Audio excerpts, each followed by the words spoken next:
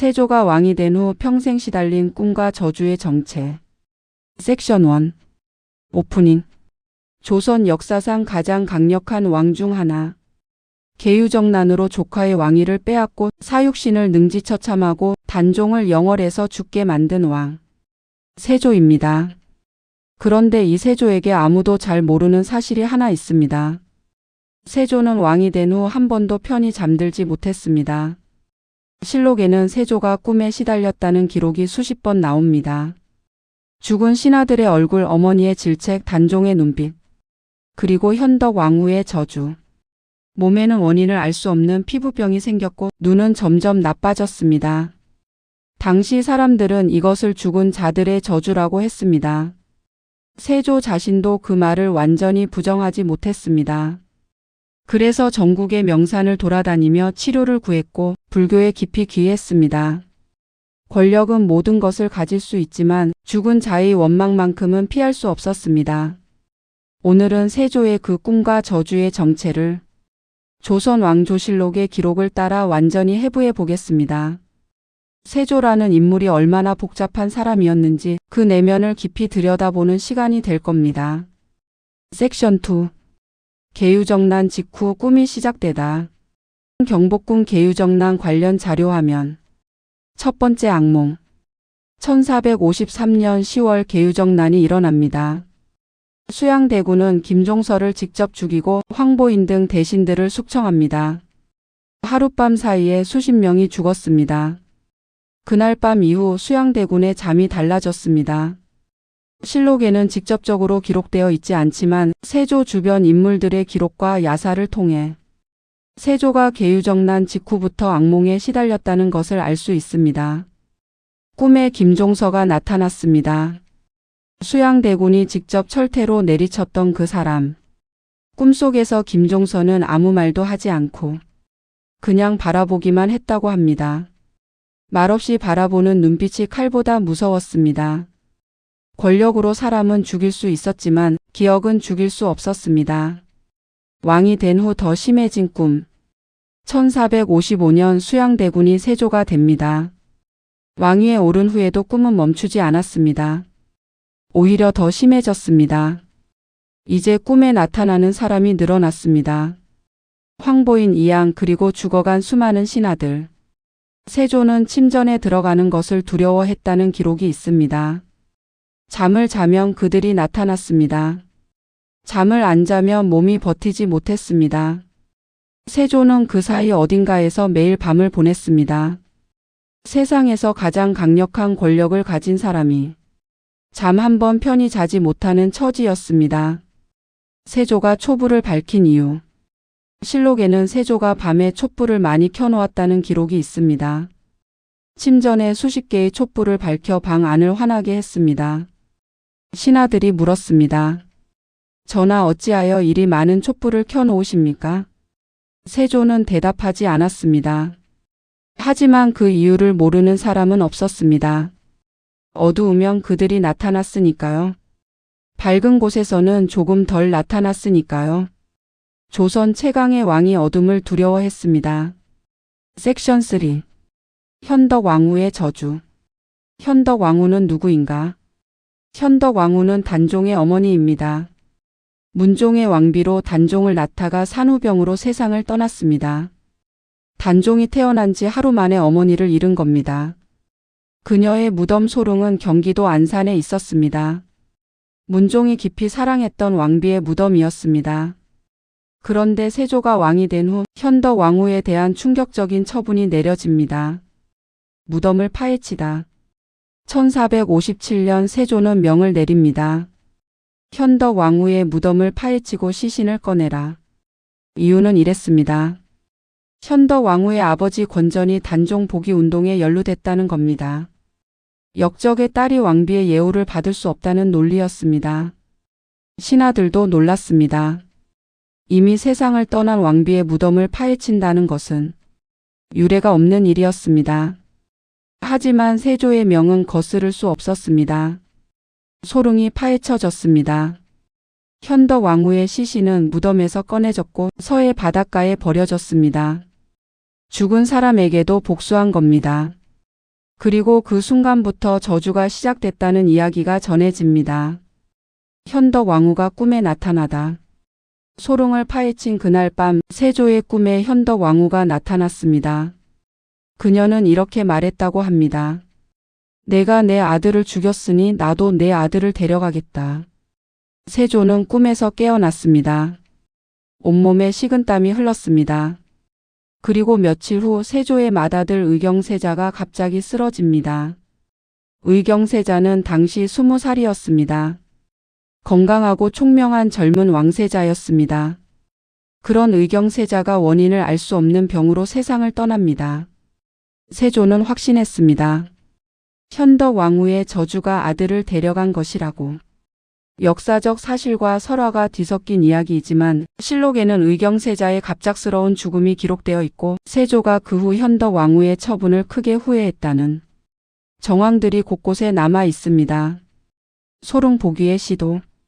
의경세자가 죽은 후 세조는 소릉을 복위하려 했습니다. 현덕 왕후에 대한 처분을 되돌리려 한 겁니다. 하지만 신하들이 반대했습니다.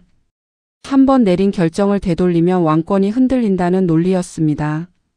세조는 결국 소릉 복위를 실행하지 못했습니다. 그리고 그 결정을 평생 후회했다는 기록이 있습니다. 소릉이 복위된 건 훨씬 나중 중종 때의 일입니다. 세조가 죽은 지 수십 년이 지난 후였습니다. 섹션 4. 피부병과 전국 순행. 원인을 알 수 없는 피부병.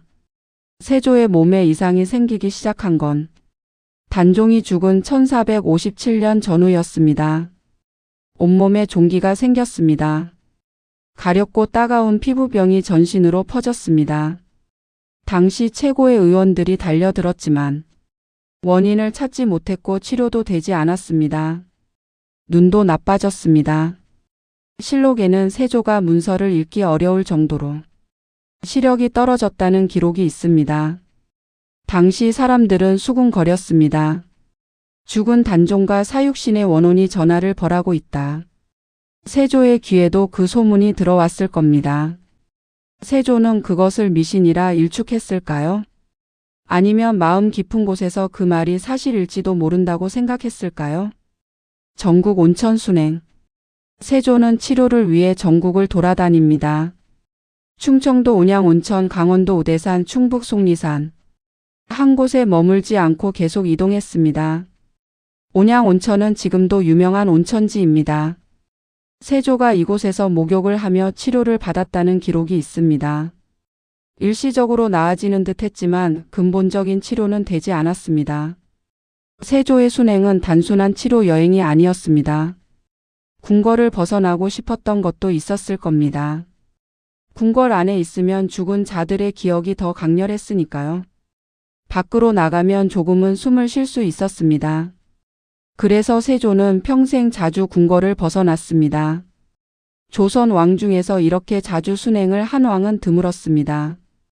오대산 상원사의 기적. 세조의 전국 순행 중 가장 유명한 이야기는 오대산 상원사에서의 일입니다. 세조가 상원사 계곡에서 목욕을 하고 있었습니다. 그때 한 동자가 나타나 세조의 등을 밀어줬습니다. 목욕을 마친 후 세조가 동자에게 말했습니다. 어디 가서 문수보살의 등을 밀어줬다고 말하지 마라. 동자가 답했습니다. 어디 가서 문수보살이 왕의 등을 밀어줬다고 말하지 마십시오. 그 말을 마치자 동자는 사라졌습니다. 세조는 깨달았습니다. 그 동자가 문수보살이었다는 것을. 이 이야기는 설화이지만 세조가 상원사에 큰 시주를 하고 절을 크게 중창했다는 것은 사실입니다. 왕이 부처에게 용서를 구하러 간 겁니다. 권력으로 해결할 수 없는 것을 종교에서 찾은 겁니다. 섹션 5. 세조와 불교 속죄의 길. 세조가 불교에 기여한 이유. 세조는 조선 왕 중에서 가장 적극적으로 불교를 후원한 왕입니다. 조선은 유교를 국교로 삼고 불교를 억압하던 나라였는데 세조만큼은 불교를 깊이 신봉했습니다. 왜였을까요? 표면적으로는 세종도 불교를 좋아했고 세조도 어릴 때부터 불교적 환경에서 자랐습니다. 하지만 세조가 왕이 된 후 불교에 더욱 깊이 빠져든 이유는 죄책감과 속죄였다는 분석이 지배적입니다. 불교에서는 살생의 죄를 씻기 위한 공덕을 쌓을 수 있습니다. 절을 짓고 불경을 번역하고 공양을 올리면 그 공덕으로 죄업이 줄어든다고 믿었습니다. 세조는 그 공덕을 쌓기 위해 엄청난 노력을 기울였습니다. 강경도감 불경 번역 프로젝트 1461년 세조는 강경도감을 설치합니다. 불경을 한글로 번역하고 출판하는 기관입니다. 세조는 직접 불경 번역에 참여했습니다. 왕이 직접 번역자로 나선 겁니다. 이 강경도감에서 번역된 불경들은 조선 불교 문화에 큰 영향을 미쳤고 한글 발전에도 기여했습니다. 죄책감이 문화사업으로 승화된 겁니다. 세조의 내면에 고통이 없었다면 이 엄청난 불경 번역 프로젝트도 없었을 수 있습니다. 원각사 창건. 세조는 한양 도성 안에 원각사를 창건합니다. 지금의 탑골공원 자리입니다. 원각사는 엄청난 규모의 절이었습니다. 10층 대리석 탑이 세워졌고 수백 명의 승려가 상주했습니다. 세조는 원각사에서 직접 법회를 열었습니다. 왕이 직접 불교 의식에 참여한 겁니다. 신하들은 탐탁지 않았습니다. 유교 국가에서 왕이 불교 법회를 여는 것은 원칙에 어긋나는 일이었습니다. 하지만 세조는 멈추지 않았습니다. 신하들의 반대보다 자신의 죄책감이 더 무거웠으니까요. 섹션 6. 아들들의 죽음과 세조의 말년. 의경세자의 죽음. 앞서 말씀드렸듯이 세조의 맏아들 의경세자가 20살에 갑자기 세상을 떠납니다. 의경세자는 총명하고 효성스러운 왕세자였습니다. 세조가 가장 아끼던 아들이었습니다. 그 아들이 갑자기 죽자 세조는 크게 충격을 받았습니다. 실록에는 세조가 의경세자의 죽음 앞에서 며칠간 아무것도 먹지 않았다는 기록이 있습니다. 조선 최강의 왕이 아들 앞에서 무너진 겁니다. 현덕 왕후의 저주가 실현됐다는 소문이 다시 퍼졌습니다. 세조는 그 소문을 알면서도 반박하지 않았습니다. 그것도 세조의 내면을 보여주는 한 장면입니다. 둘째 아들 예종의 즉위. 의경세자가 죽자 둘째 아들 해양대군이 왕세자가 됩니다. 훗날 예종입니다. 세조는 예종에게 왕위를 물려주고 1468년 세상을 떠납니다. 세조의 나이 52세였습니다. 세조의 죽음은 어떤 모습이었을까요? 실록에는 세조가 죽기 전 신하들을 불러 이렇게 말했다는 기록이 있습니다. 내가 살면서 지은 죄가 많다. 부디 내 장례를 검소하게 치러라. 왕이 자신의 죄를 인정하는 것. 그 말 한마디에 세조의 평생이 담겨 있습니다. 권력은 가졌지만 평안함은 갖지 못한 사람. 그것이 세조의 진짜 모습이었습니다. 예종마저 1년 만에 죽다. 세조가 죽고 예종이 즉위합니다. 하지만 예종은 재위 13개월 만에 세상을 떠납니다. 20살의 나이였습니다. 의경세자와 예종, 세조의 두 아들이 모두 20살 전후에 죽었습니다. 이 우연의 일치가 당시 사람들에게는 우연으로 보이지 않았습니다. 현덕 왕후의 저주가 세조의 아들들을 모두 데려갔다는 이야기가 조선 전체에 퍼졌습니다. 그 이야기는 수백 년간 전해졌고 지금도 조선 야사 중 가장 유명한 이야기 중 하나입니다. 섹션 7. 세조 어떻게 평가해야 하는가? 세조의 업적들. 세조를 단순히 악인으로만 볼 수는 없습니다. 세조는 조선의 법과 제도를 크게 정비한 왕이었습니다. 경국대전 편찬을 시작했습니다. 경국대전은 조선의 기본 법전으로 이후 500년간 조선을 운영하는 근거가 됩니다. 군사 제도를 개혁했습니다. 오위제를 정비하고 국방을 강화했습니다. 한글 불경을 번역하고 보급했습니다. 세종이 만든 한글이 세조 때 불경 번역을 통해 더 널리 퍼졌습니다. 세조는 분명 능력 있는 왕이었습니다. 하지만 그 능력이 올바른 방법으로 쓰이지 않았다는 것, 그것이 세조의 비극입니다. 세조는 행복했을까? 세조의 삶을 돌아보면 한 가지 질문이 떠오릅니다. 세조는 행복했을까요? 권력은 있었습니다. 신하들은 복종했습니다. 나라는 그의 뜻대로 움직였습니다. 하지만 밤마다 꿈에 시달렸습니다. 몸은 병들었습니다. 아끼던 아들을 먼저 보냈습니다. 죽을 때 자신이 죄인이라고 인정했습니다. 권력과 행복은 다른 겁니다. 세조는 그것을 평생으로 증명했습니다. 역사의 심판. 세조에 대한 역사의 심판은 아직도 진행 중입니다. 어떤 사람은 세조를 위대한 개혁 군주로 봅니다. 어떤 사람은 조카를 죽인 찬탈자로 봅니다. 어느 쪽이 옳을까요? 아마도 둘 다 맞을 겁니다. 세조는 위대하기도 했고 잔인하기도 했습니다. 능력 있기도 했고 죄책감에 시달리기도 했습니다. 그것이 세조라는 복잡한 인간의 진짜 모습입니다. 역사는 선악으로 쉽게 나눌 수 없습니다. 세조의 이야기가 바로 그것을 보여줍니다. 섹션 8. 클로징. 오늘 우리는 세조의 꿈과 저주를 따라왔습니다. 계유정난의 밤부터 단종의 죽음, 현덕 왕후의 저주, 의경세자의 죽음, 전국순행, 불교귀, 그리고 52세의 죽음까지. 세조의 삶은 권력의 정점과 내면의 지옥을 동시에 보여줍니다. 역사를 공부하면서 우리는 종종 이런 생각을 합니다. 나였다면 어떻게 했을까? 수양대군의 자리에 내가 있었다면 조카의 왕위를 빼앗는 것을 선택했을까요?